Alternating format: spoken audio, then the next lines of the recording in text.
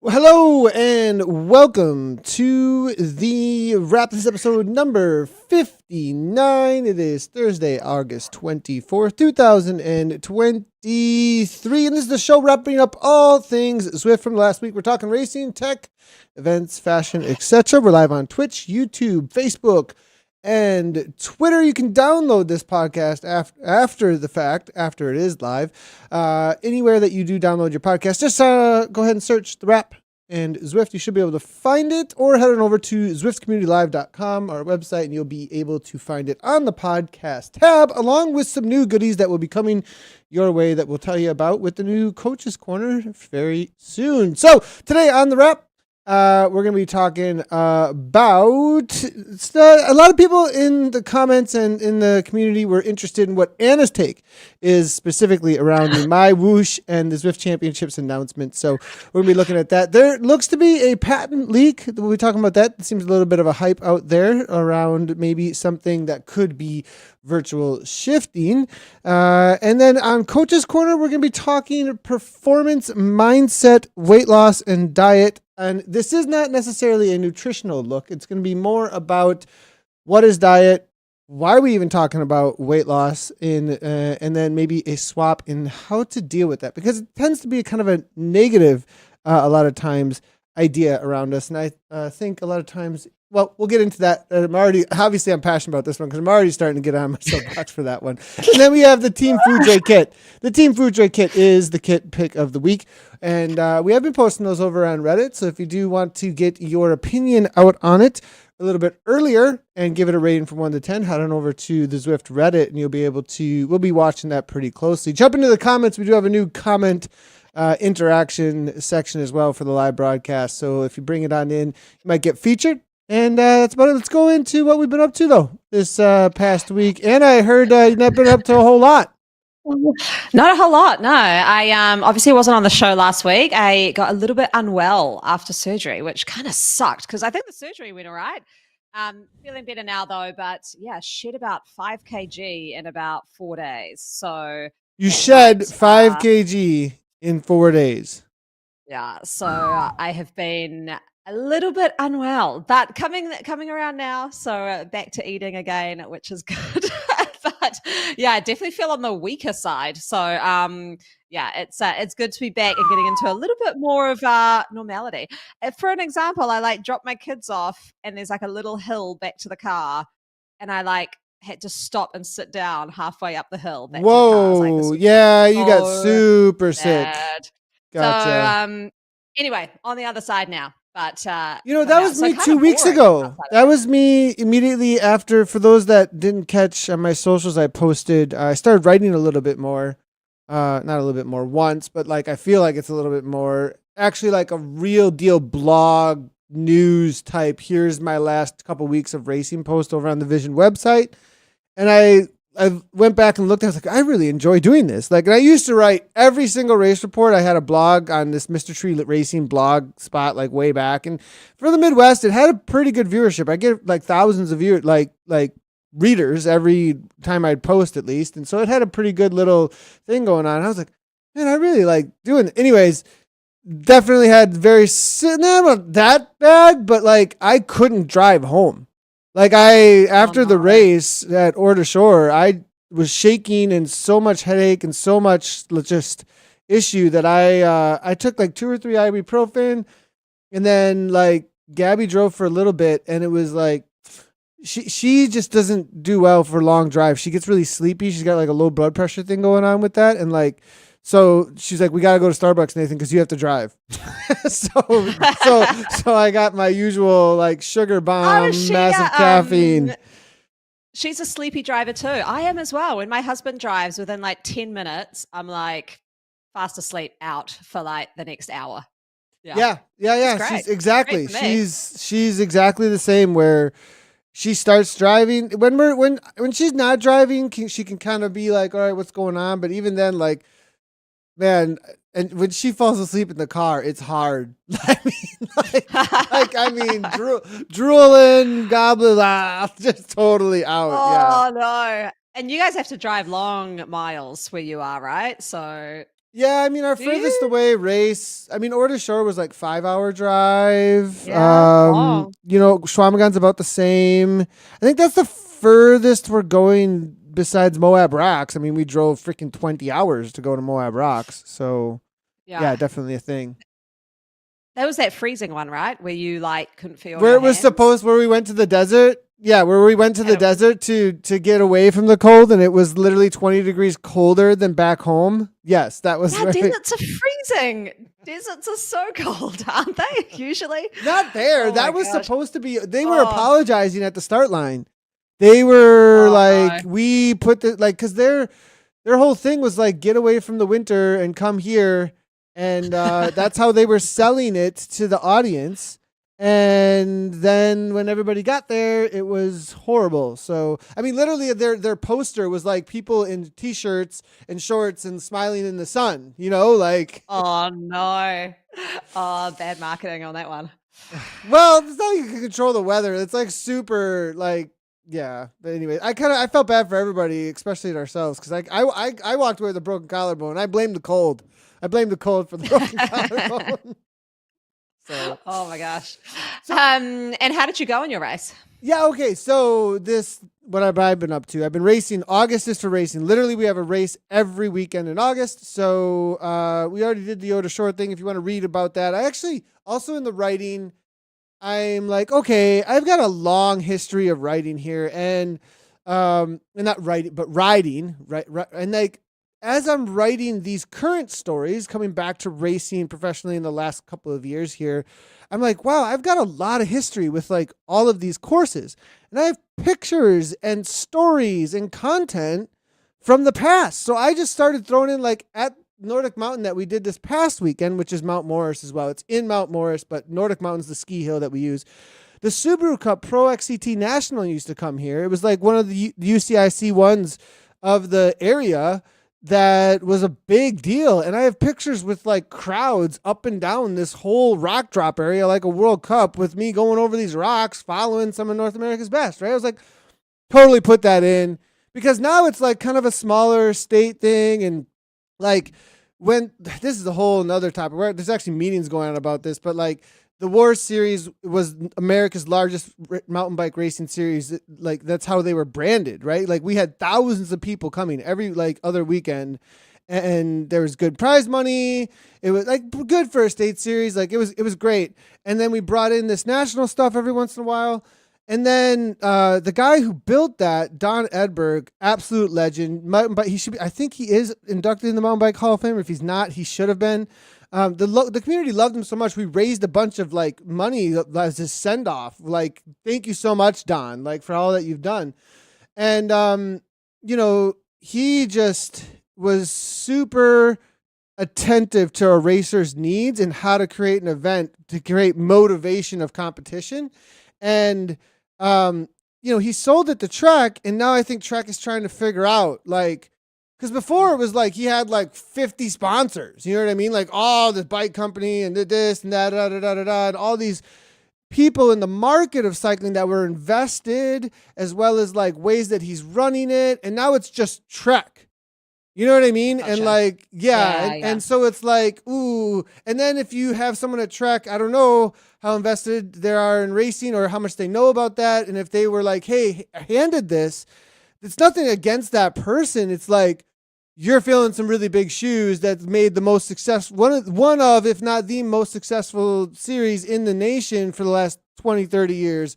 Whoa, you know what I mean? So anyway, so there's kind of like, that's a big, long story there of like, that's behind some of the things I posted in this little bit. I didn't come out and say any like that straight up in the post, but it was like, we used to race with the North America's best, and here's a picture of me with like literally all these people. And then like, if you watch the video that's in the post of me finishing, throwing my bike in the air, because I won my race this last weekend, but it's kind of, it's not crickets, but it's like, yay, you know what I mean? And it's like, where's the crowd?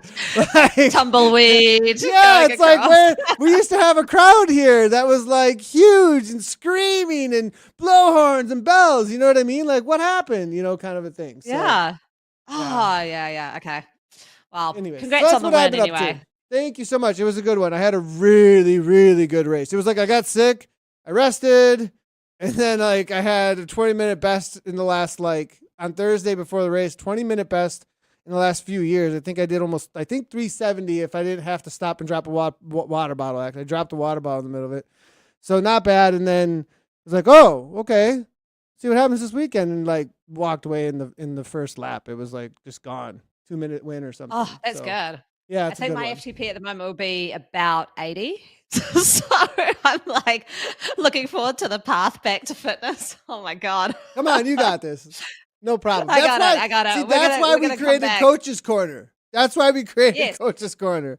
Exactly. But it is actually quite good. Like when we talked about Coach's Corner, which we'll get into obviously in the Coach's Corner, but like it was kind of good because Nathan's at like top of his game, like doing really well, and I'm like rock bottom, probably building back up. So it's kind of good to have the two different sides when we talk about Coach's Corner.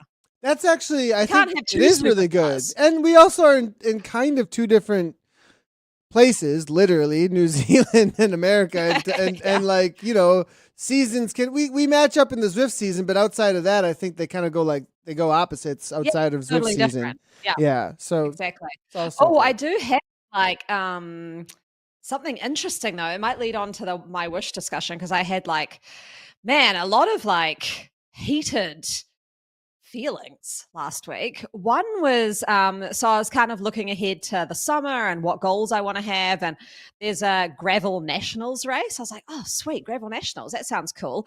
Not too long, like 110 kilometers. I don't know how many miles that is, maybe like 70 or 80. But I went onto the website and was like looking through the info, and it said if you are female 40 or older, you can only do the 60-kilometer race, which is like 40 miles. So so talking about goals upcoming, I was just like, that's kind of weird. So I emailed the event organizer, who I haven't heard back from yet, but I've already got like a crew of women actually from Zwift who are on NZ Bro, who I put the like rules up and was like, what is this? And so we've got a few people fired up, and we might do a protest ride for nationals. Really? Yeah, if that doesn't change, that'd be a bit of fun. So if anyone in New Zealand wants to come do that, if they don't change the rule, we're going to, but it's actually given me a hell of a lot of motivation to get fit, because I'm going to just go and enter in the men's race. And go smash it. Yeah. And then finish and basically stand at the finish line with like a loudspeaker being like, are you sure you shouldn't have let us do this race? So yeah, it'll be a bit of fun, I think. There you go. I like it. I like it. You're being a troublemaker, disruptive. I know, but it's kind of a strange rule, right? It's sort of a, I get if you have cutoffs, like if you're using farmland and things like that, it's like private land, but you don't just have a cutoff for like a sex and age group. So it kind of seems a little bit strange. But I did listen to that was the first thing that racked me out. The second one was the UCI MyWhoosh announcement. And I listened to you and Sai talk about, I thought you guys were really like well restrained in that discussion. You thought I was restrained? I literally at one point like almost did I go too far when I used an analogy that was political, and it was like, oh, okay, that could have been taken really the wrong way. Like, well, I thought it was good. I mean, it was a good discussion you guys had, and yeah, I've been chatting to a few people behind the scenes, and obviously people are still like a bit, I know Barnes is still a bit sort of stunned, I guess would be the word, just sort of like, oh. And I was actually on a call with Zwift yesterday, and they seem to be a bit stunned by the decision too. So it was a little bit strange, but yeah, so I won't be doing Worlds. That had been like a goal of mine that I was going to be building towards. But yeah, I just don't want to do it. So the reason for me is that I just see it as like really blatant sport washing. MyWhoosh, like if you just go into the ownership and all of that, and UAE just, it's a nation that doesn't have a really great human rights record, and you go from a platform, and I know I've talked about this about not being really loyal to platforms, but I think this is more just like the ethics side of it. Like you go from a platform who literally has like done the Tour de France fam. Avec Zwift and Paris Roubaix Avec Zwift for women, and has like completely built up women's sport to then now a platform with like a pretty bad human rights record, even in the space of women. Like women in UAE could only start driving in 2018. So I'm sort of like, I don't want to get, and like, I don't want to get like all political on it, but I think, I just have no desire whatsoever to do it now. So Yeah, and that's your, I mean, that's your opinion, and as a woman, it's your right 100% to express that. Yeah. So Yeah, totally. I mean, you can only sort of like put your you can only kind of make these stands every now and then. And I mean, not doing it is not going to make a huge difference at all. And if it had gone to a different platform like, I don't know, RGT or IndieVelo, or I probably would have been more comfortable. I wouldn't have had this thing. But yeah, there's just something about MyWhoosh. And also,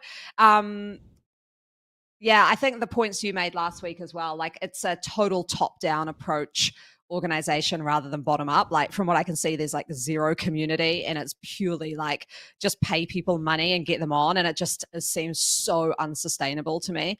And it might just kind of rip the heart a bit out of esport, in my opinion. Yeah.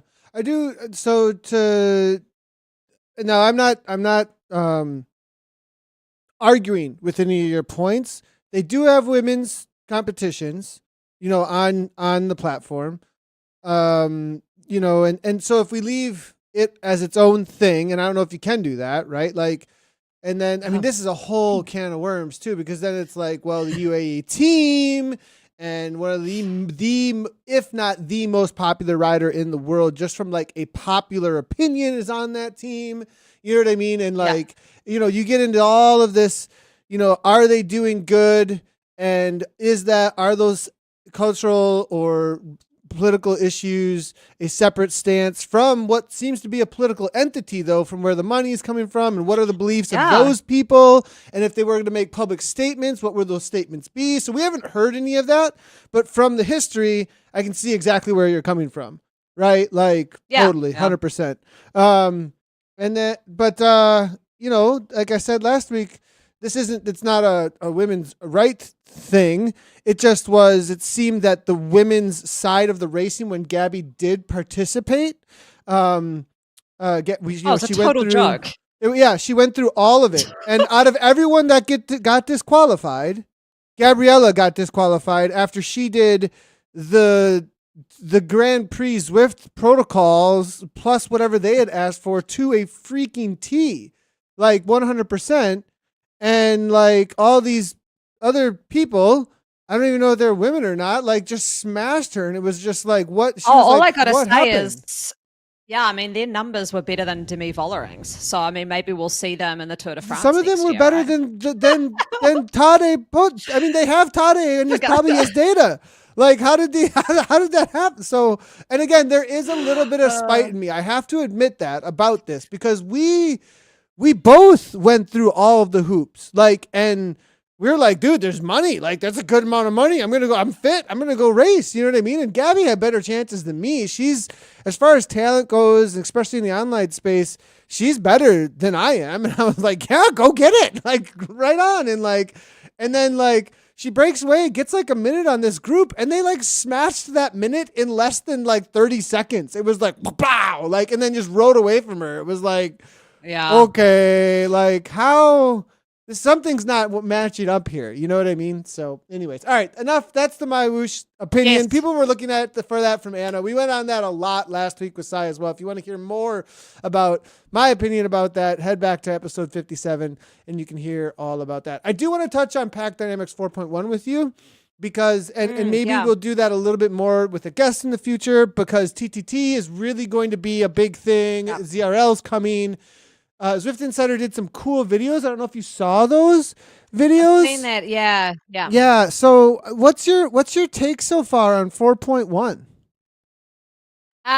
Okay, I'll go with your take first. I don't think I'm like schooled up enough on this yet to have a big announcement. But I do want to say I led a race recon kind of thing with NZ Bro in the lead up to ZRL with people who are new to ZRL, and they we'll probably get Aaron Bleakley. We're talking about Aaron Bleakley on that group. So I think we'll have him on to maybe talk about it in regard to the TTT in the lead up to ZRL, because he was like one of our most popular shows and people love hearing about all the specifics and all the weeds he goes into with the TTT. So just as a heads up. Right on, right on. Yeah, and I am seeing his comment actually coming in here over on YouTube. Actually, we're going to get off the MyWhoosh topic, though. I'm seeing that over there. On okay. TTT, here's an interesting one actually coming in from Pookie over on Twitch, actually, specifically on the draft and how his experience went, actually.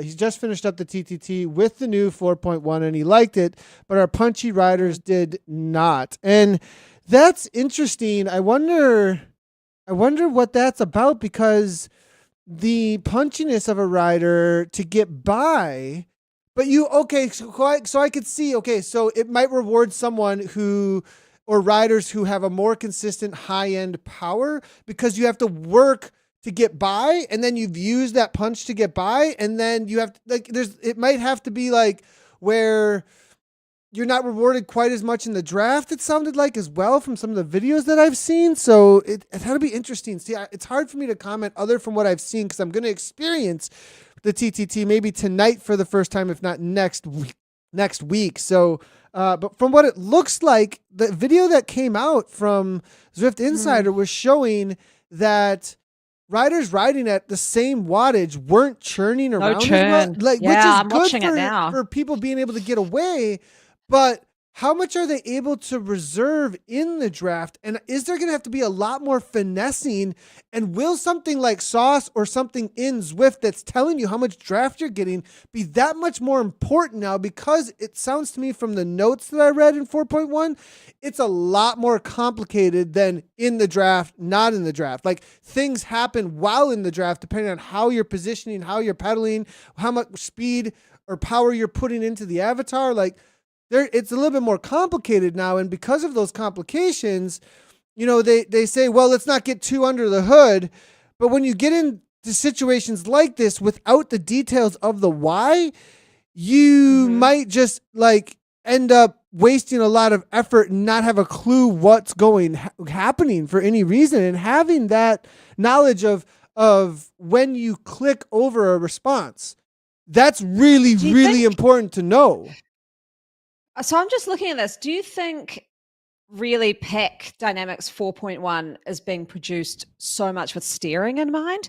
Because I'm watching this video and I'm like, if you have steering and there's no churn, you can position yourself so much better into the draft line that you want to get in, right? Is this kind of like a match made in heaven side of things, with they're getting the Pack Dynamics ready for having more people with steering as well? Because looking at this video, I'm like, if you didn't have steering, this would be so frustrating, because it would be very hard to you never really get in a draft from this. You just sort of in a bit of a line. I guess you could back off the pedals, but yeah, so I don't know. It's but what really kind of excites me is that the speed, based on Eric's test, average speed dropped by over 1.5 kilometers an hour. That's amazing for us wanting to have exciting Zwift races where people can actually get away. And people who were on this call I was on, they said they'd done some races and they were able to actually stay away from the pack. They were like, I don't know if it was just this, but there seems to be a lot more sort of breakaways that are staying away. So I think this looks good. Yeah, I'd agree on that fact 100%. The only thing that my concern then is, and I guess I'm hammering this, is what's happening and why. Some of the things I heard, and I have to go back through the notes. When we get into this with maybe with Aaron Bleakley or have a guest on, and he's coming in a bunch actually. And he's obviously so passionate about this, saying that he de-essed and definitely need to be careful with too much watts. You don't actually have to waste watts. So and he's got this eye on it. And once I get some more experience with the TTT, we'll actually do more of a deep dive, I think, because then we'll be able to speak specifically to the specifics. But just another rehash that has went live all worlds this past Monday. So it's everywhere in Zwift at this point. And 4.1, go and try it. Go get yourself into some breakaways because they're going to succeed. Yeah. It sounds like a lot easier now. And I'm excited about that because we have scratch races in ZRL now, right? So like now we've got a place to really show it off. So when I went through the Rolling Highlands course with this crew of women, and I was just getting so excited talking it through with them because when I was going through it, I was like, this is really good that it's not a points race because look at this like long, draggy climb. You just go for it. Just push some pace off the front and make a break because there's no consequence to doing that. Whereas when you have all the points, sorry, I'm getting on my ZRL, but I missed the whole ZRL discussion last week. But when you have the points, why would you do that? Because you're just going to sit in the pack, use the fastest time segment pack speed and get that.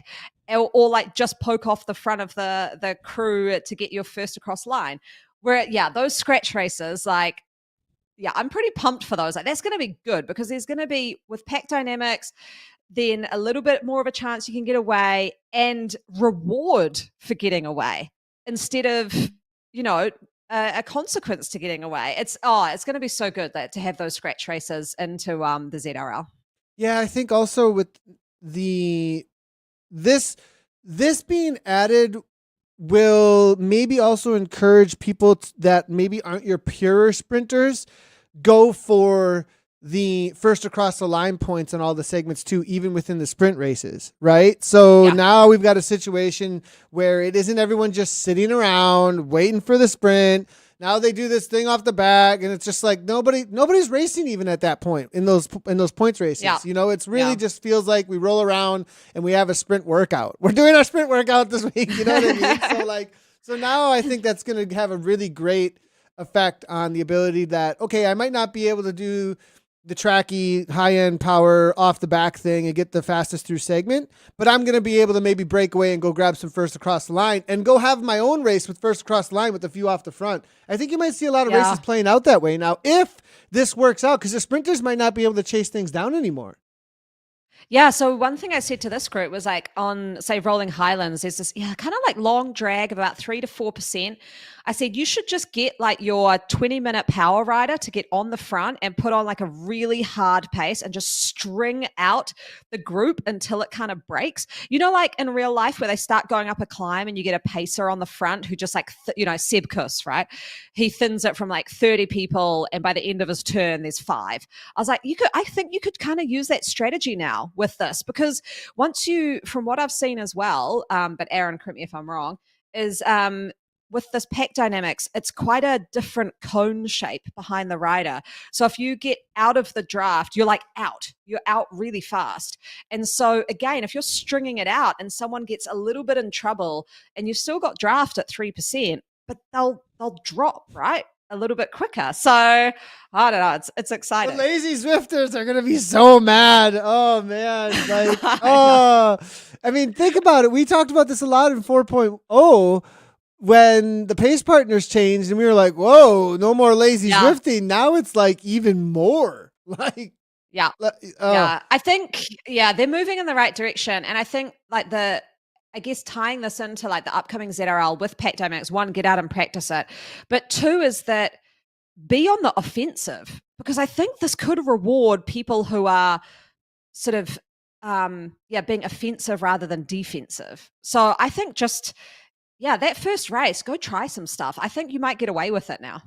I like it. I like that, and you've heard, in all my commentary, it's always about, well, what could be possible? It's always, maybe they will. And I was and you, Dave, I don't know, Nathan. You're a little bit more optimistic like me, but Dave would be like, I don't think that's happening. And he's almost always right because in Zwift, it almost never happens. So. Yeah, I know. It's like they've got 2 seconds. They're going to make it. They're going to make it. Come on. And it's like, oh, no.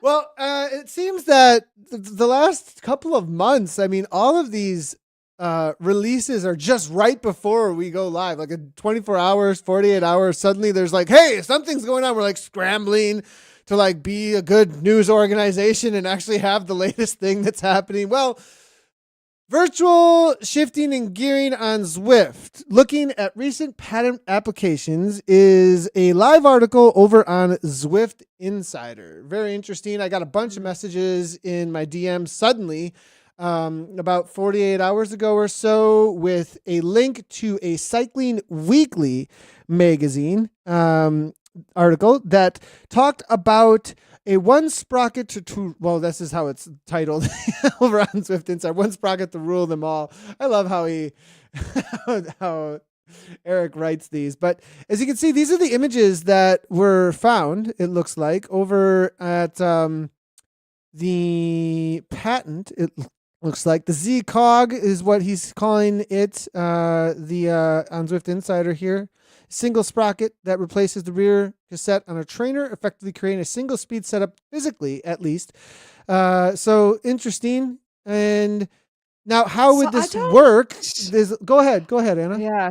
So the bit I don't understand, so because that picture, it looks like the back wheel is like a disc wheel, but they're just talking about that little cog down by the yeah, it's just the cog there, I think. I think the cog, like, now this next image gives you a better idea, it looks like, where this somehow cog thing goes over or onto the trainer there, it looks like. Oh, so it goes on the smart trainer. Okay, yeah, it goes on the smart trainer, not the bike. Right. It goes on the smart trainer. Well, that does look confusing, actually, in that image, because the image doesn't look like, it looks like it's on some sort of a roller instead of that's actual trainer. I was like, but it's on a trainer.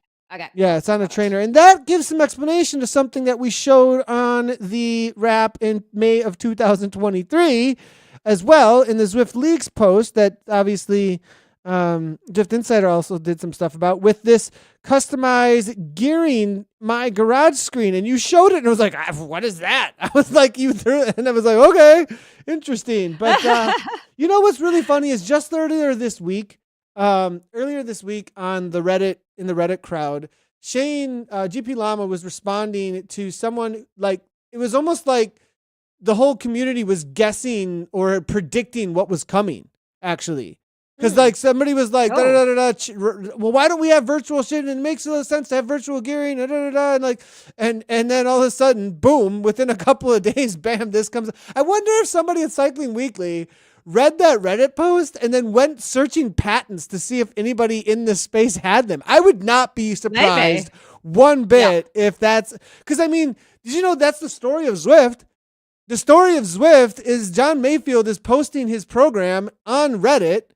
Like, and Eric Min and Scott Barger are out there looking for something like this because they want to get into the space, and they go and visit John and say, this is the thing we want to do. And it was discovered on Reddit. So I wouldn't be surprised if like somebody in that space was like, I bet you I can suss this out if it's out there. Yeah, exactly. I like, and by the way, we have, Nathan has set us up a rap Reddit thread on there in case you want to comment on shows every week. So I've made it a weekly. on the Reddit, on the Zwift Reddit. That's been around a long time, actually. It seems it's really, really picked up. I got in there. I was like, whoa, this has like 58,000 members now. So it seems like a cool little space. There's posts in there, newbies to old schoolers all over the place. So it's just a weekly I throw in there. I throw in the wrap details, and then I'll put the kit in there and maybe Coach's Corner as well, and see if we get some interactions, because my take is Redditors are a little bit more involved in interacting, like with text and having some back and forth, and it's a little bit more stationary. It's not as quickly moving as social media. Social media, it's in your feed and and like it's just gone. So like, gone. So it seems like that's a little bit. We'll see if that takes, and make sure if you are doing that, rate the kits in there. We'll bring in the ratings and see how they go, if we can get enough polling of that, and as well as topics for Coach's Corner. With this ZCog and virtual shifting, would the virtual shifting, do you think, be with the plays, the Zwift plays? I mean, well, okay, so like, how does it work?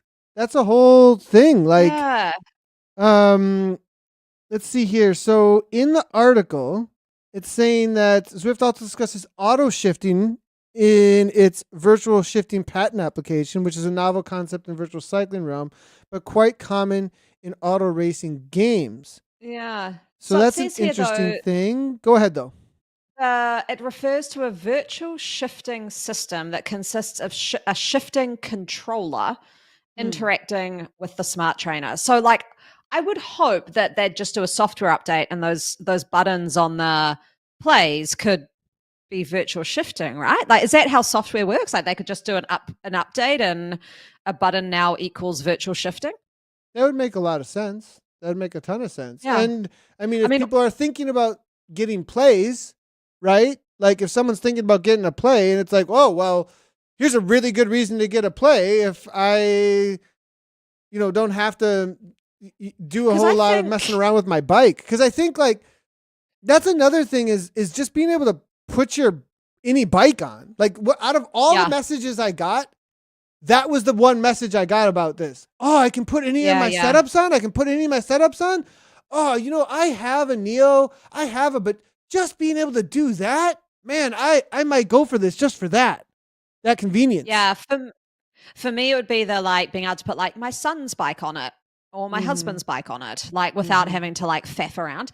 But I think because I'm looking at my plays now, and it always kind of when I got them, I was like, man, it's so weird that not the steering and brake, but the little like ribbed button next to them that you push when you're in a workout to make the bias go up or down. I was like, that's so random to like have that button just for workout. I will say it now on the show that button will be virtual shifting. It's right. Well, it's right where the shifters are You'd want it to be. on Yeah. on a road bike. So Yeah. I don't know if you've seen what I've done with my plays recently, but I'm on my mountain bike recently, so I Oh put them no. on the handlebar.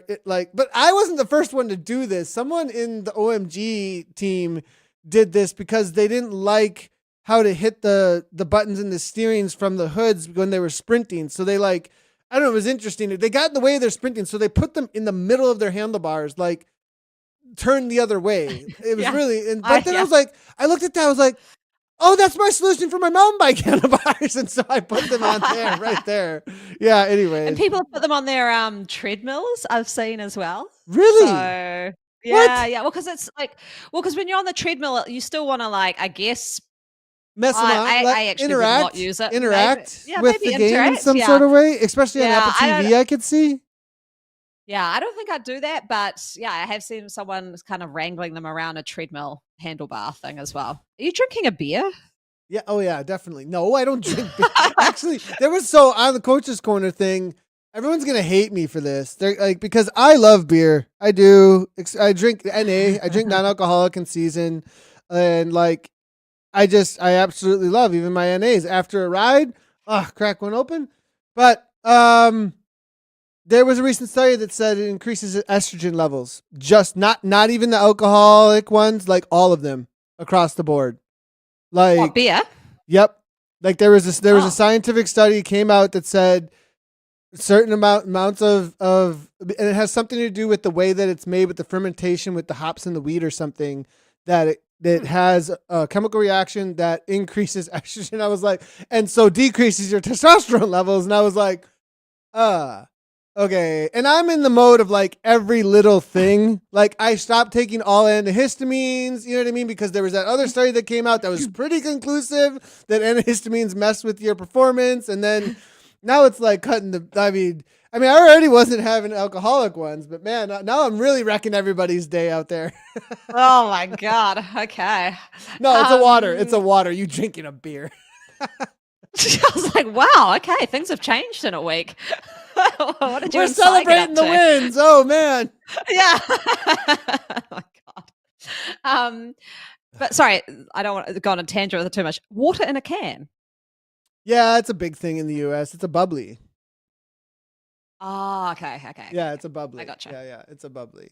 Do you know what? We just have Soda Stream. We just make our own bubbly water. What? What's a soda? Help me out here. What? Do you not know what a Soda Stream is? No, No. you've Well, got to.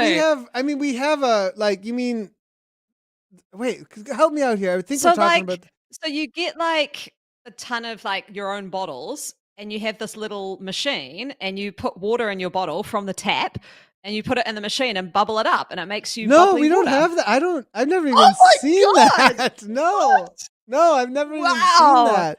Oh my God. Okay. Wow. It's probably hidden from the American population from like everyone who makes these. Yeah. You know, probably. Because my husband used to drink like a lot of Coke when we first got Yeah. together. And so I was like, no, it's so bad for your teeth. So we bought the Soda Stream. So we soda up. Oh my God, I can't believe you haven't heard it. Okay, crazy. I'll put a video on my Instagram and show you what it does. And then I love so that. you That's can see. pretty cool. No, and you know, Gabby would be all over that. She'll be like, "Yep, we're getting that thing." Like because we drink a lot of bubbly in this house. So love that. Oh my God. And I'm not talking champagne. I'm not talking champagne. If we're going that direction, we usually have a glass of wine. Anyways. Okay, so we did the patent. That's what's going on with the patent. It looks like some sort of virtual shifting is coming. I'm really excited about what the announcements from Zwift is they're not really commenting on anything other than, well, that's out there. They've patented this, but more comments to come once there is anything released is essentially what it sounds like, but they're not commenting on something they haven't released, which fair. Fair's fair. Yep. Right? Yep. Fair enough. And as long as they send it to New Zealand, I'm happy. I don't know if I can wrangle a 3-day trip to Colorado again to pick up some Zwift plays. Oh man, Anna, for a small price, Anna, for a small price. No, I have actually found for those in New Zealand and Australia, there's actually a shipping warehouse in America that you can get your stuff shipped to. So it's a US address and then they'll on-send it to you. Oh, wow. Cool. Yeah. So Very there cool. is a solution. Yeah. Right on. Okay, so let's move on to, I think that this is going to be a pretty popular topic for Coach's Corner. There wasn't anything else, I don't think, right? I think we covered I did have an audience everything. question I was going to cover really quickly before we got into your Yeah. topic. Yeah. Let's go. It was Coach's Corner related. Yeah. So we did ask people if you ever have any questions to come through to us. And someone actually came through to my Instagram DMs. His name is Even, but it's spelled Oyvind. So I'm not sure what country that is. Seems like Norwegian. But even Mong came through. So he wanted to talk. He just had a question about run training when you were getting ready for a duathlon. And he distinctly remembers a comment that Nathan had in a show back where he said, it was quite funny when he wrote it. It was sort of like, if you want to be good at cycling, you've got to stop the running or something. It was this quote. I was like, okay. And I actually in the show notes, get this. Anna put this in the show notes, and I was like, "This is your area. Stay away from me. Give it to Anna." It was quite fair. I'll cover it really short because Nathan's topic, I think, deserves quite a bit of time. So, he just wanted to know the best approach to run training without compromising cycle fitness. So, the sort of quick answer to this is that, or what I do anyway, if it's really peak cycling times, say it's ZRL season. Summer here and you're doing a lot of cycling, I kind of stick to just 2 to 3 30-minute easy runs a week, just basically maintaining run fitness. So not dropping run fitness, not getting any better, but just maintaining. But Oyvind here had the question around he went and did a duathlon and just completely detonated in the run.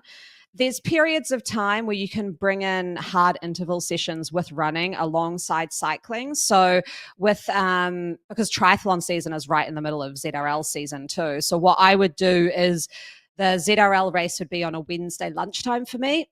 I'd try and do my interval run Wednesday night so that I'm kind of doing it on tired legs, which isn't always ideal, but it means I've got maximum recovery after that run interval session before I then start prepping the biking for the next sort of hard race. So it's sort of timing the running so that you give yourself max recovery, because run recovery takes a lot longer than bike recovery. And the other thing I would do is do the long, easy run on the Saturday of the weekend, again, sort of after maybe the long, easy bike. So try and do that in the evening. So I'd always pair up my running usually the same day as the bike, sort of in the afternoon or evening, just to give that maximum recovery. So one thing I realized did not work was I used to do a hard running track session on a Tuesday and then ZRL was on a Wednesday. And I always had dead legs. Like my legs were so wrecked every time.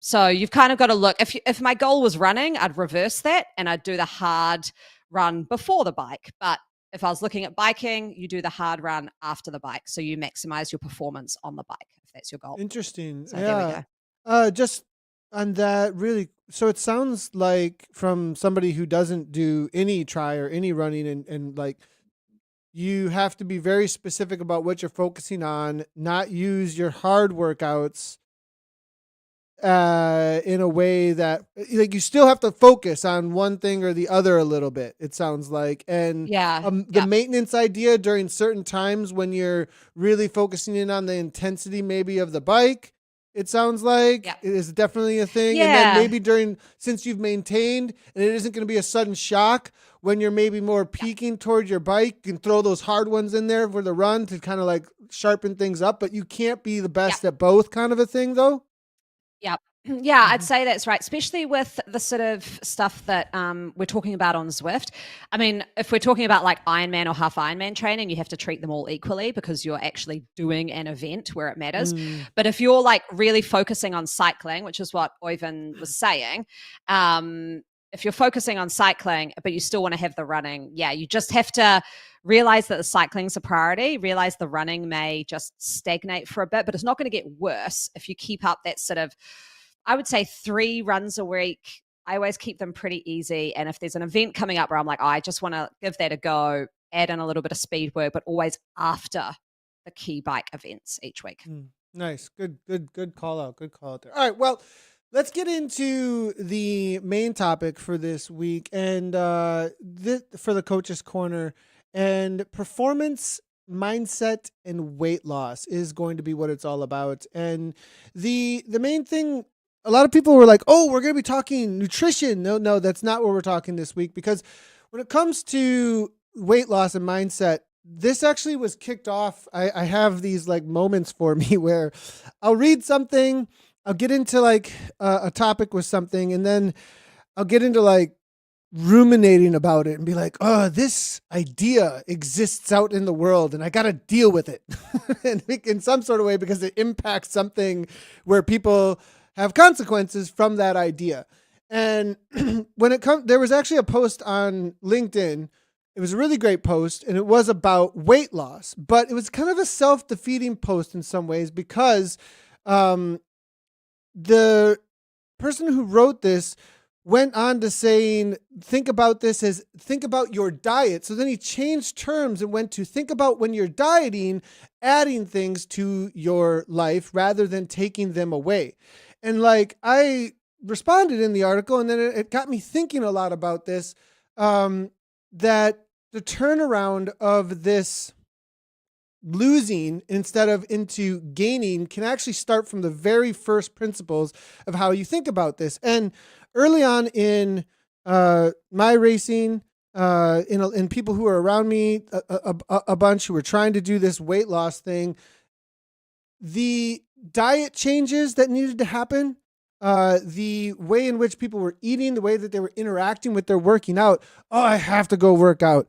Oh, I can't eat this. All of these negative responses to changes that they didn't actually want to make. They didn't have the right why behind what they were doing. What they were doing was a slave master coming at them to tell them, you have to do this thing to meet this standard because watch out. Instead of creating a continual standard that they were happy about, that they wanted to chase after, that they were adding something to their life. So that's the main premise coming into this. But with that, performance mindset and weight loss, the first thing I want to like go after here is the idea of dieting. Like let's get the right mindset about what we're even doing with food and what we're doing with weight loss. What is diet? Like, what does that word even mean? And this might be real. The whole, maybe we're amongst the population that's like, well, duh, I know the definition of diet. But I think a lot of people, I mean, initially, what would you think the popular culture definition thing would be, Anna? Oh, I actually just went and like Googled what's the definition of diet because I was like, but it's got like 3 definitions. But the second one is the popular culture one. The second one is the popular. The first one is what you habitually eat. Yep. And that's it. It's just, yep, exactly. Yeah. But the second one has been changed to how you restrict yourself. Exactly. And so everyone's on a diet. Like when I'm coaching a client, I'm like, well, what's your diet? You know, and I ask that question in a loaded way, just like that, to see if they're thinking this way.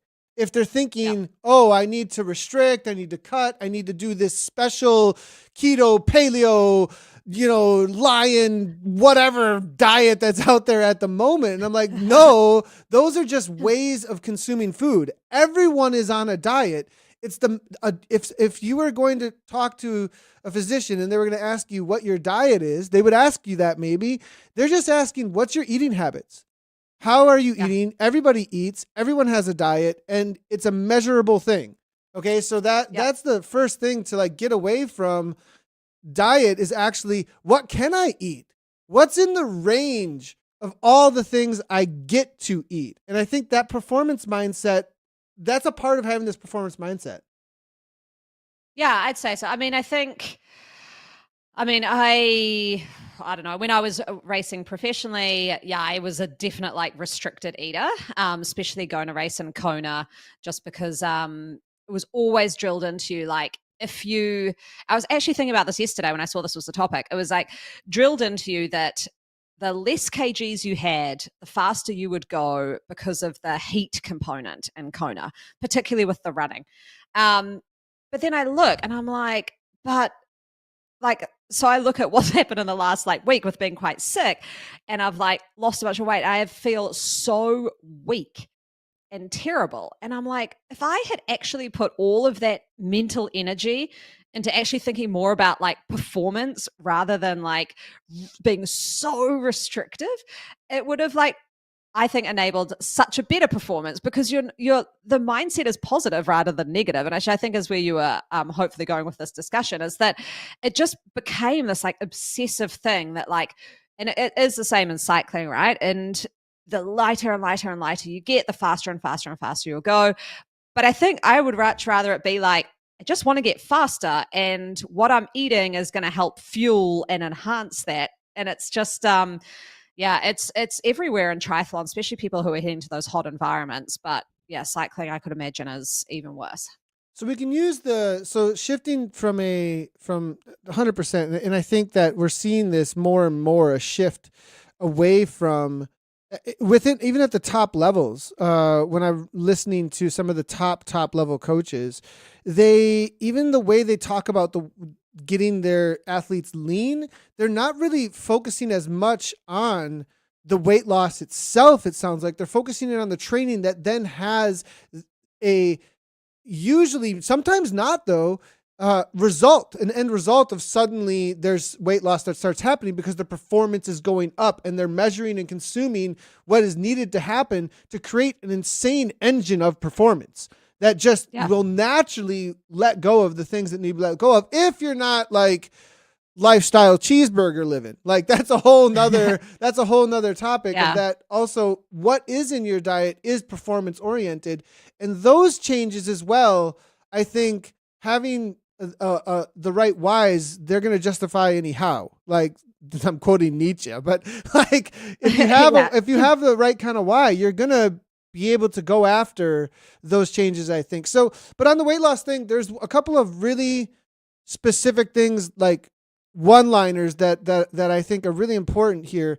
And for those that maybe think a lot about the weight loss, and maybe like some weight loss is a goal that's in your performance, but it isn't the primary.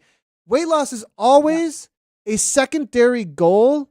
It's always a secondary goal unless there's some sort of disordered thinking. Unless there's something happening that has a deeper issue. Because if weight loss is a goal in and of itself, right? Like, and you can have all kinds of performance goals with weight loss. Like when you walk into a doctor, okay, and they start taking measurements, and they measure your heart, they measure your BMI. These are all performance metrics. Every single one of them, when it comes to basic health, it's a performance metric. That's simple. How far can I walk? Let's say a goal that's as simple as like, can I walk a mile, and at what pace? Yeah. That's a performance metric, and so you can bring these back down to something that's not like, when you hear performance, it's all about performance. That's the name of the game. Pump up my tires and oil my chain. I don't know if you know that meme, but it's like you get into this mindset of like, whoa, I'm trying to be a professional world tour. Blah, blah, blah. It's like, no, like just shifting that mindset instead to having this loss mindset and I got to be super skinny idea to no, this is more about if you need weight loss, it's about a goal of being the best you can possibly be, which is a performance mindset. Well, yeah. And I think this is that real difference between process versus outcome goals. So an outcome is losing weight or gaining weight. The process is training really well, having a good lifestyle, having, like as my old coach used to say, like when you go into the supermarket, try and keep to the perimeter, like eating really as close to the source as possible, like fresh, good foods, having a good lifestyle. And I think that's quite interesting because I have athletes who come to me, and I have had a couple of athletes who, I get them to write down like what their goals are, what they're working towards. I have had a couple who their goal has been to lose weight. And I'm like, and we sit down and I'm like, this is not a good thing to be doing for like what you're wanting here, because you're wanting to do, say, an Ironman with the primary goal to lose weight. Like that's kind of backwards. Like that may happen. It may not. Like you may not lose weight doing Ironman, but what happens if you reach some weight goal halfway through your training program? Are you done? Like, are you not going to do this event anymore? Whereas like the goal should be to change my lifestyle to get prepared for this big event that I've had on my bucket list. And yeah, there'll probably be some positive health benefits out of that, but not necessarily always weight loss either. So I think people it's that outcome versus process. The process is getting healthy and the outcome is whatever it ends up being. So yeah, it's I want to talk to that. I really want to talk to that imaginary thing. Okay, numbers are imaginary. Okay, they are imaginary things. Okay, and I like people are, what are you talking about? Okay, anything when I say the number 1, where is the number 1? Well, here's a soda can. That's actually a thing. Here it is. It weighs whatever. Blah blah blah blah blah. Like to have. And then you go and you step on a scale and you look at a number, and that number's that number's dictating. Like, yes, it's about an objective thing, which is the weight of my body or whatever. But that weight of your body is not that number in and of itself. It's actually its own thing that's in existence. That's just a representation of what's actually happening here. And we get sewed in on this number. That number doesn't mean actually much of anything in and of itself, all by itself. Get rid of that and start from like, what do I need for my body? What is good for my body? And I'm okay. I'm a little bit more okay with goals and like a hierarchy of values within that space. Like there's things that the human body was made for. I think that the human body was like, it's good for it. Like, I don't think we should go so far that like, just any state now, but I want people to set up their own goals, their own wants, their own happiness. Like why do you want weight loss right now? What's the goal that you're after for that? Because the weight loss is a completely secondary thing. And it might be for some people like who are listening to this podcast who are they're just on Zwift to get fit. They want to look like good by their standards in a bikini. Like that's a performance goal. Great. That's awesome. Like I have no like that, those are great as well. Like those are totally cool. The number is just a number though. It doesn't actually reflect what's going on with the actual outcomes that you're desiring in the body. If that number gets really, really, really, really low, you might not have the performance goal you're thinking at all. And when you get too focused on that number, it becomes an imaginary world is what I'm actually getting at. It becomes, does that make sense what I'm getting at there? Yeah. And I think it can cross over to a whole lot of things. I recently had an athlete who they messaged me to say their Training Peaks fitness number wasn't where they wanted it to be. I was like, well, how do you feel? Because yesterday you said you've never felt so fit on the run you were doing. So you feel fit. That Training Peaks number is just it's kind of like, I know it's got calculations behind, but it's just a number. Like, it just sits there.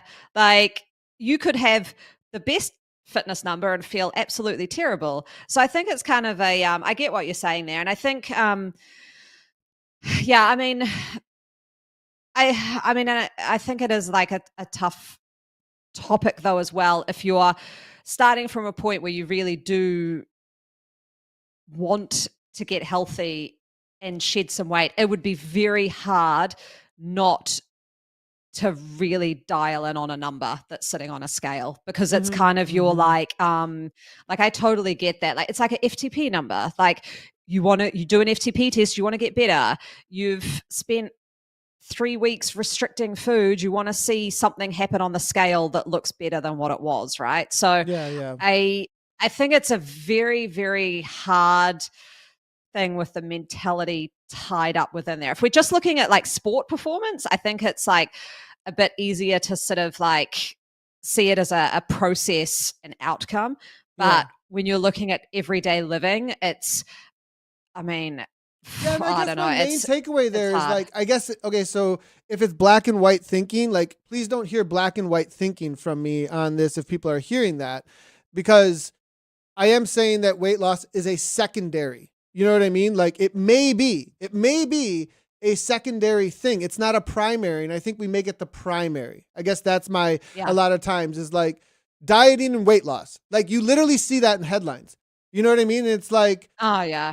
you know, dieting and performance is that's why I'm trying to like give this other lifestyle. How am I thinking about this? And because if it's performance based, there's this one thing that you can always do when it's performance based. With a mindset that's just performance based, I wrote this down. It's always an addition to life with a never ending personal mountain peak that you always have in front of you. That you're always looking, like you said, in a process toward new goals that you can set up in your life. And that's actually, if, you know, I'm stealing this from Huberman Method. He's all about this and a bunch of other things that are seen out there about our dopamine reward processes, that when you set up a reward out there continually, that's actually what gives you motivation. Once you attain, there's usually a letdown.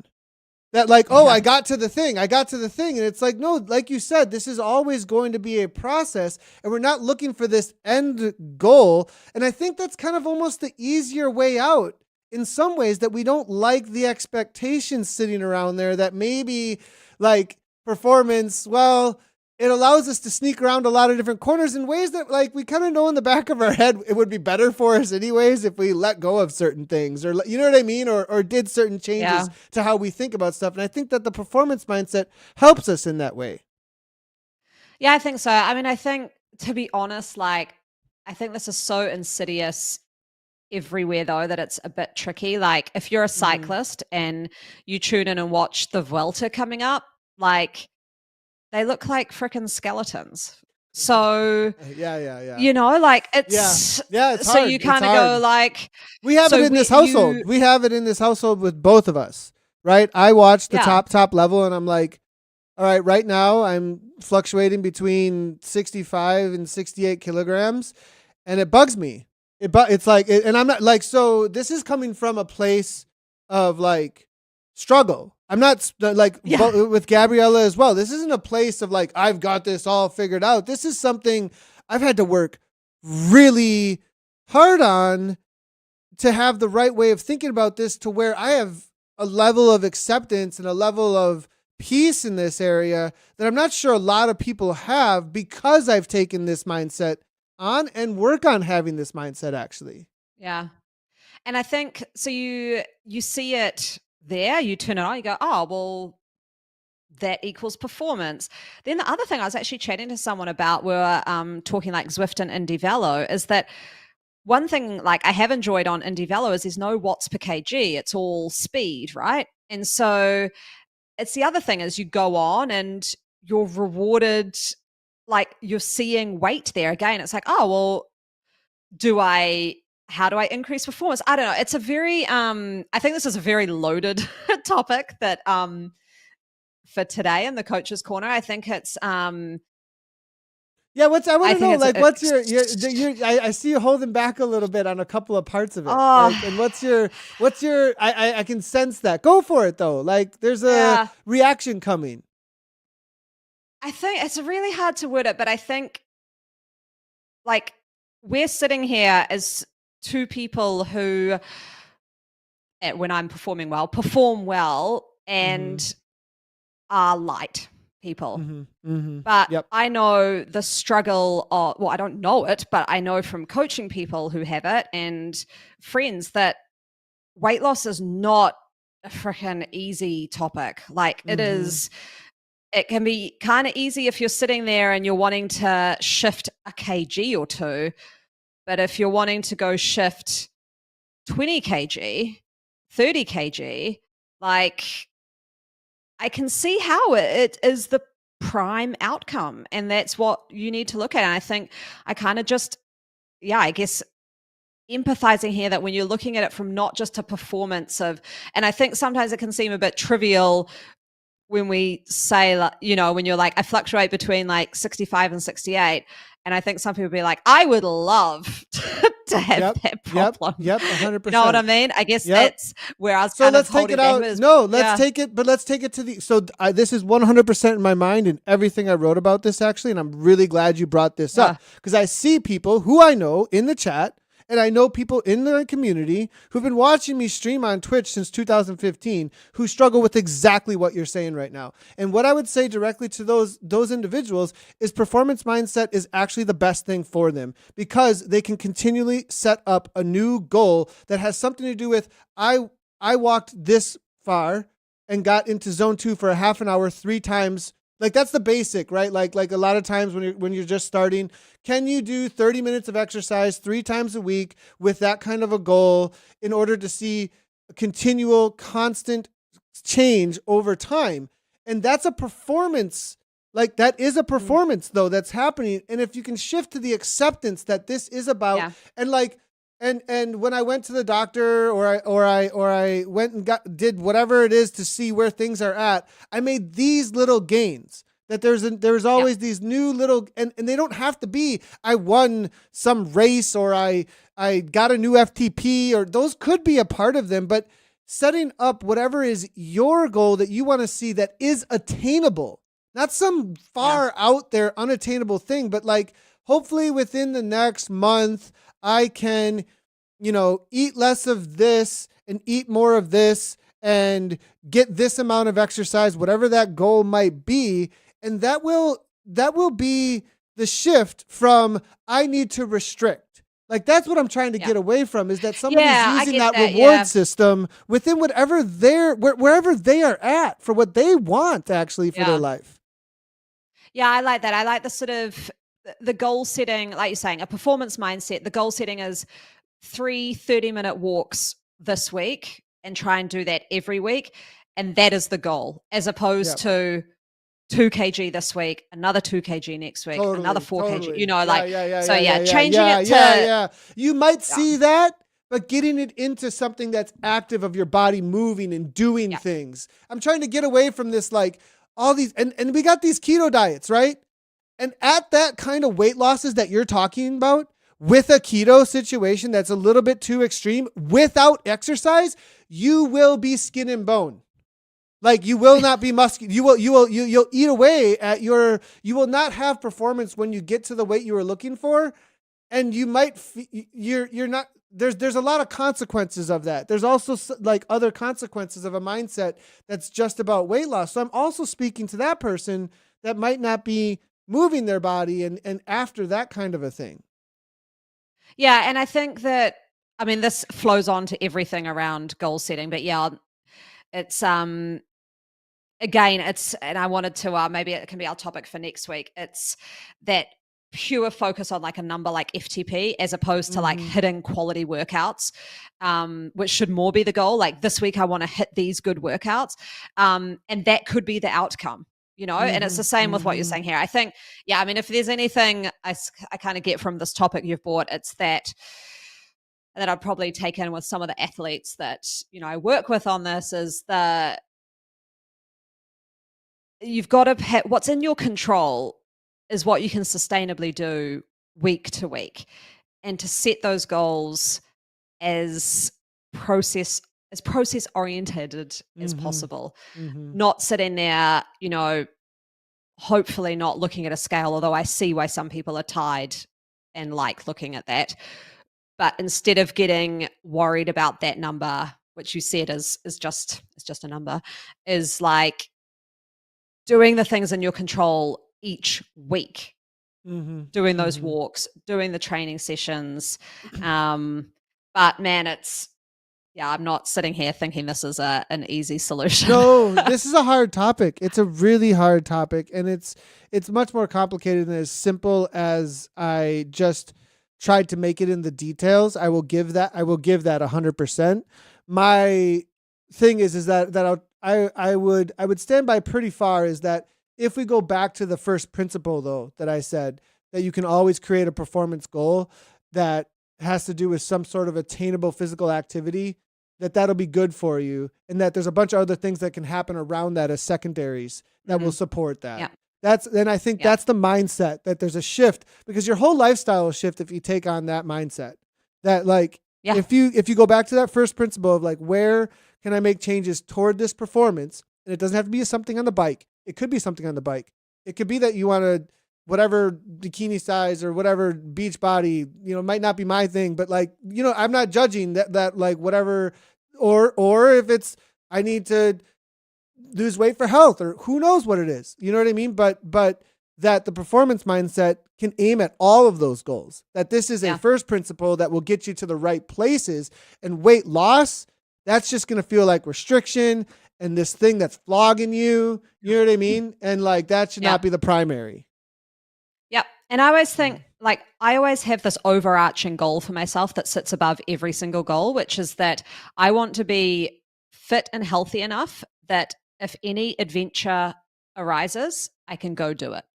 So if someone said to me, I want to go, I don't know, climb Mount Everest tomorrow, and I could magically go do that, I could be in a capacity to go and do that. Like, it's that kind of having your body in a state ready to do whatever you want it to do at any point. And so that's kind of the overarching feel, like, goal above everything below it. So everything below, I can see Duncan that's come in as like, he's coming back from COVID, hasn't been on the bike for a few weeks. He needs like small goals. And that's, I think when you have that overarching one, and sometimes for some people that's been like, I want to be able to run around with my kids. I want to have enough energy to do that. That's the overarching goal. That's awesome, because it's not easy, but it's very simple. Like, it's a simple thing to have in your head. And then everything you do around that can feed into that. And then you have all these little goals, like, with Duncan, it's, you're coming back on the bike, and Duncan, mate, I'm in the same boat as you. Like, I can't be on the bike for a few weeks now, and coming back, it'll be like, like I was saying to Nathan, my FTP number will probably suck, but who cares? It's like, let's aim for 3 rides a week. And 100%. sometimes when I get into that zone, like, and I've had in my training peaks, I'll just write like a ride. There's no time goal. It could be 10 minutes. It could be an hour and a half, but it's like 3 rides. Doesn't matter how long. Just get on and do something. And on that note, there's actually, I saw someone, I think it was in the Reddit community, that was talking about all they can do right now is like 5 minutes at a time. They had some sort of major injury. There was like something that was going on, and I was like, whoa, this is right down this alley of like, they're just looking like, and in respect to having that mindset of like, okay, I'm going to get on the bike as long as it's healthy for me, and I can do 5 minutes. And they used to be doing 100 kilometers rides, it sounds like, or you know what I mean, all this stuff, and they're trying to move, and they're like setting those goals in front of them, that at least I'm going to get the 5 minutes, then I'm going to get the 10, and then I'm going to, you know what I mean? Yeah. And it's right down that same alley, no matter what level that you're at. So I hope that helps out in this area. And before we talked about nutrition, before we talked about methods that maybe, weight loss or weight gain might be good for whatever performance goals that you're after, I just thought that like this first settle, like, of at least for where I come from, where I think is the healthiest way, and what helped me the most in this area of performance and athletics and getting the fastest and best me I possibly can toward my goals. This really, really helped. And there's been a lot of people around me that have had, disordered eating and disordered weight issues and watching those, and working with those, and even having maybe a little bit of that myself as well at times. Like, I just thought that this would be a good thing to put on the front end. You know what I mean? Like, of how we think about this, that affects it the most. Because without the why, I'm not sure that you can move forward very well. Because if you have the wrong whys, it can be a really sucky existence. Yeah. Okay. Yeah, I get it. I do just want to mention Aaron, because he came into chat and said, I did not know this. He lost over 70 kg. So he had an injury, ate terrible food for 8 years. And he said that his initial goals were some walks that were 10 minutes long. So, wow. Now an ACAT rider on Zwift. So, ACAT. I mean, top, and he's going for some like records, right? Isn't he trying to go for some records in real life and stuff? Like our record. I think it's been a bit sick, but like amazing. So, wow, there we go. And you can see him there on the picture of his icon there, ripping it on a mountain bike, I think. Is that a mountain bike? That's a cross, or that's a cross bike. I'm pretty sure it's a cross or gravel bike. That is not a mountain. Oh, man. We got to get Anna a mountain bike. What's going on here? I have a mountain bike. Okay, I just couldn't quite see where his hands were. But then when I looked again, it looks like they're on the drops. So there we go. Gotcha. Okay. So, well, that's Coach's Corner for the coaching mindset for the week. The workout of the week. I was nervous about that one. Yeah, well, I was too. And, it is slightly philosophical. It is slightly like, okay. And I get that. Like, every time we get into this conversation in a coaching space, like even like first working this out between like, I think it was 2010 to 2013, 14, there were some like struggles around this stuff. And there was a lot of shifting in the way that I thought about eating even. And like, just, I was trying to get really serious about racing, and like, there was changes that swapped in me around that time that have carried over into this philosophy in this area of life. So, and I do know that it's a philosophical space. It's an ideal space. It's not like, well, go do these numbers. This is what coaching is because it's FTP, and then you set this up for this week. And it's definitely an idealistic space that we're in here. So I hope that helps though. I hope that helps. Okay. So the workout of the week though, you said rest was your workout of the week. So you can start with that. Mine's a little more complicated. And the reason I'm doing this one is because there was a comment over on Reddit that said, hey, like, I got the SST thing you talked about last week, but the jumps thing, like, and this one, when I give it to athletes, sometimes they really mess it up actually, because they don't understand what a pedal stroke is, and they don't understand how short sprint training actually is and why. And you'll notice in my coaching, it's all about why. It's all about, we come back to the whys over and over and over again. But you said rest was yours. So I want to do a little thing on rest. Do a quick little thing on rest. Yes. Okay. Quick little thing on rest. Yeah. So, I will be showing some workouts that are like the build me up kind of workouts as we get going. But yes, at the moment it is hardcore rest. And, last night even I'm like Googling after femoral hernia repair surgery, how long till I can get on my bike? And then I see and then you start going to every one that says the answer you want. Someone's like, oh, I was back on the bike after 2 days. And then I'm like, oh, that seems quick. And then I look and someone's like, oh, then my stitches ripped out. I was like, oh, okay, well, that wasn't a good idea. And so, I've still got like 12 or 15 stitches sitting around. So but yes, there's always that kind of like, oh, I want to get back into it. I want to get back to it so quick. And this time I'm like, no, I'm taking like at least 2 weeks off before I even think about stepping onto my bike. So importance of rest, team. And I know there's been a few people who have chimed in today and they've been a bit sick or coming back from COVID or injuries, and you just got to listen to your body. And sometimes, even though I hate doing it, is just sometimes take the doctor's advice because they may know best about how to recover. Yeah. And I mean, and it's hard to know that edge, and having a little bit of an objective measurement, and outside of like a situation we had surgery and a doctor, even myself, like I think I ran into a virus. I would have got sick either way when it comes to my Or to Short performance a couple weeks ago. There was one kind of going around. My mom kind of had something. A few people around me had a little bit. So it's like, well, whatever. But at the same time, like I then, okay, well, that's the Or to Short performance, but it forced me to rest. And it was kind of at the end of a 3, 4, even 5 week. Like I was really building. I was feeling so good that I was like, I'm going to keep going. But there's some objective, like you need 4 to 6 weeks is kind of the max of a build. Like 3 is really where you should be at, like, and so. On that, actually, I do actually give my athletes when they've had a key, like we've just all had the duathlon nationals, and I'll give them a week off afterwards. It's just completely unstructured. So there's nothing in Training Peaks. It's literally like I write in the comment, this is an unstructured week. I want you to go do something that isn't swim, bike, or run. So go do some yoga, go surfing, go mountain bike, go do nothing, but just enjoy a week of unstructure.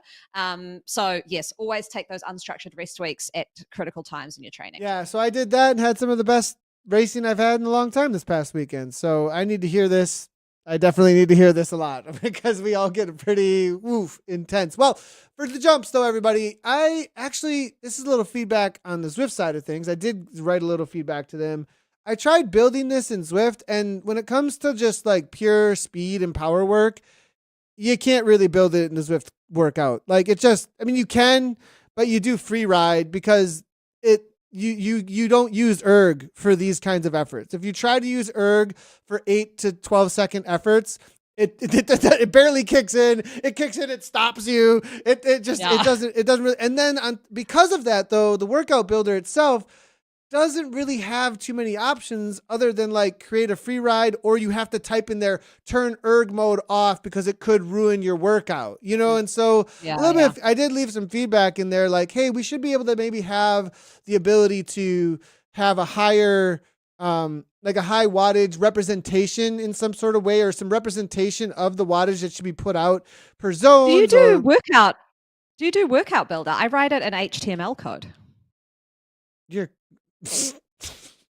And then you can just write those comments in.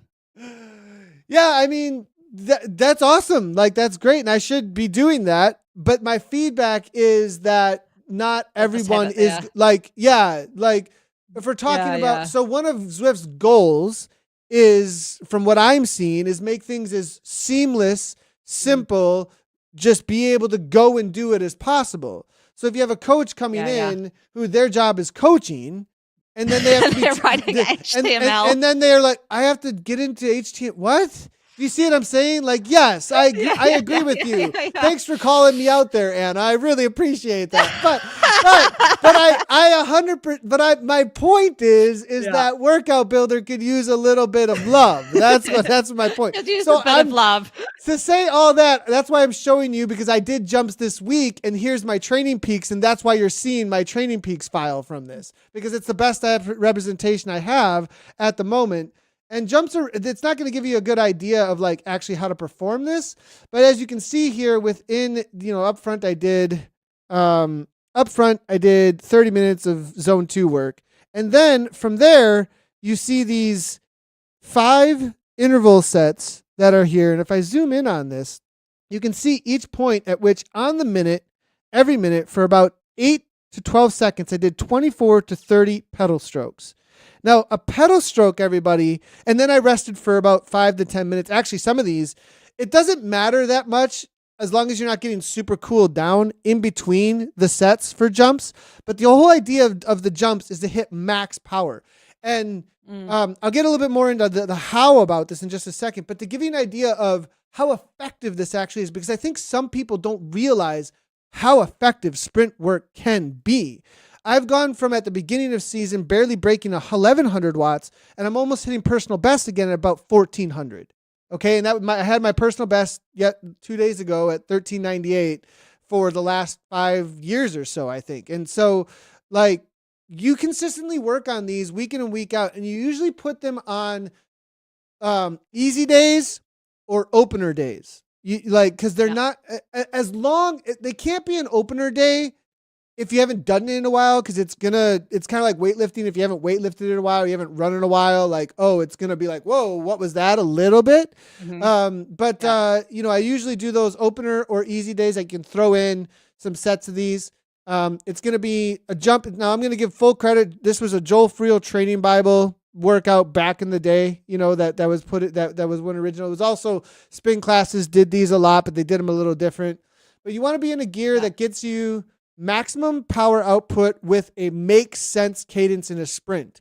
And it kind of ramps up through the gearing, where you don't start like completely grinding like 20 cadence or something like that. But you start probably like around 50 or 60, it's like, and then it ramps up all the way through. But at the maximum of that gearing, you shouldn't be spun out to the point that you're no longer getting forward momentum, or at least holding the momentum that you had created. If you spin out on the gearing, it's not quite big enough for the maximum wattage you're producing for those 24 to 30 pedal strokes. A pedal stroke, everyone, is every time the pedal falls. It's not a full rotation of the cranks. I've seen people try and do this with a full rotation of a crank, and they're trying to count the rotation of the crank as rotation, and they'll do like a 30-second interval because of it. And it's like, whoa. Yeah. And they'll be seated, and I'm like, oh my God. No, this is a full standing, full power. Think Usain Bolt, think like 100-meter dash, you know what I mean? Like 8 seconds, that's it, kind of a thing. So you're doing Go ahead. So you're doing on the minute, every minute, 5 minutes or so, rest, do it again. Five total. So really it starts like minute 1, minute 2, minute 3, minute 4, finish out the minute, resting easy, and then go into just your recovery between. And the between time, I've given this to people, and really hardworking people who are like Gabriella, I've given this to Gabriella early on. She'd be like, okay, and she'd be doing like zone 2 and 3 still in between the intervals, feeling like she needs to work, using up all her ATP. And the whole idea here, everybody, is maximum ATP in the muscle, full neuromuscular release of what is available at that moment without a reproduction of it from other energy sources, from other energy pathways for creating that ATP. You want a full, it's gone, neuromuscular only. The moment you get into aerobic capacity type things, oxygen being used for this, you're outside of this zone that we're working on, and it's putting stress on the body for workouts at other times of the week where we want to work those zones. We're leaving those alone today, and that's why this can be worked on rest days or opener days, because it's not about those other zones in any way whatsoever, because we're leaving them alone. I can't stress that enough. When I see people going into aerobic spaces too much with this, it drives me so crazy, because they're defeating the purpose of clearing that ATP completely and then reloading it during the rest period. One way that you could do this on Zwift, right, is to use a holograph replay on a sprint segment and then do a U-turn, recovery, back up. That's a really cool idea. That is a really cool idea, Anna. Because then you'd see your times coming up, and you'd be like, oh, okay, cool. That would keep me kind of motivated for each one. So totally. Yeah, maybe a key to do that if you want to do it in Zwift. Yeah, and if you want it really structured, 10, 15-minute warm up, you want to make sure you're pretty warm for these, because it is max efforts. And then 1 on the minute, every minute. There you go. You get those done. It's max power that you can be producing for them. You're trying to hit max power goals, 24 to 30 pedal strokes, and then you rest for 5, and then maybe 10, depending on how taxing it was, and then do it again. You can do 3 to 5 sets. That's where it's at. If you can't really get 3 in, that's okay. 2, I would say, is a minimum. And it's okay that you're not producing more and more max powers. Really, like, I don't know what happened the other day. I produced my max power on I think it was the 3rd or 4th set. But usually when I hit set 2 or 3, I haven't done these in a while, I've already seen my max power for the effort for the day. So that's jumps. Cool. There's jumps. I like it. Yeah, it's a good one. We won't, because I wasn't able to write a workout around it necessarily that we could download for Zwift. I won't have one on ZCL website this week, but for next week, I think we're going to be doing something a little bit different, and we will have, I believe, a custom workout or 2 next week that you can download over at the Zwift Community Live website for the workout of the week as well. So, well, Coach's Corner is turning into a lot. Holy cow. Yeah, I think we need to reduce this maybe. It's like we've been going long. This is long. Yeah, it is. It is a big one. It is a big one. So, all right. Well, what's the jersey pick of the week? Here we go. Food Dre Team is the pick. Foudre. Foudre. And it's got, this is interesting, the lightning cloud on it. I know, I'd never seen this. I was out, well, I obviously saw it once on this time I was out riding with them, and I was like, what is that? That is so cool. So they've got like, pale blue jersey with the dark blue shorts, which I always like the dark blue shorts.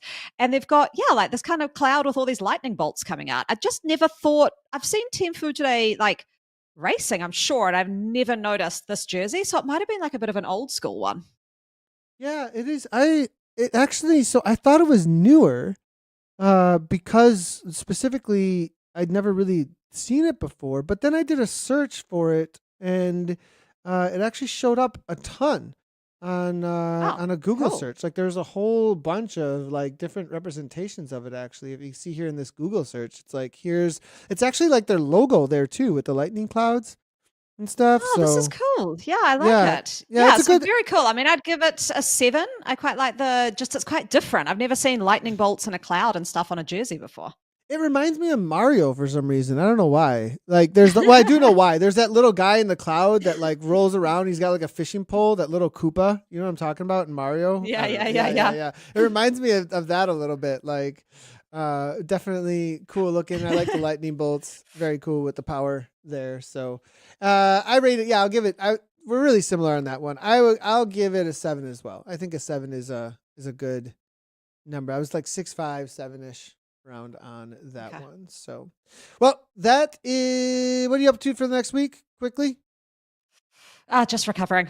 That's Just about recovery, it. Pretty just boring. chilling. Pretty Yeah, chill. Yeah. Are you riding it at all right now? At all or No.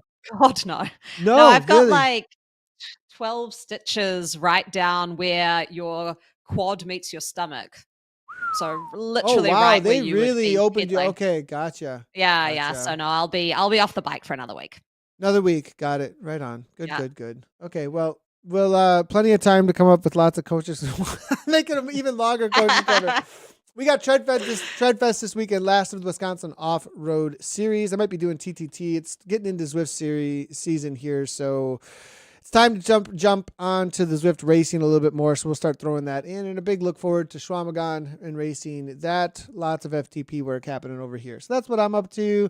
Thanks a lot for everybody for tuning in. We've got a lot of places to interact now. Head on over to the Reddit post over on the Zwift Reddit. Head on over to Zwift Community Live website if you want to get a hold of this podcast and listen to it, or go ahead and search it up at all the places. We've been live on Twitch, YouTube, Facebook, and Twitter. And next week, episode number 59, we'll be talking nutrition and more Zwifty chat. Thanks everybody for tuning in as always, and we'll see you next week for episode number 58.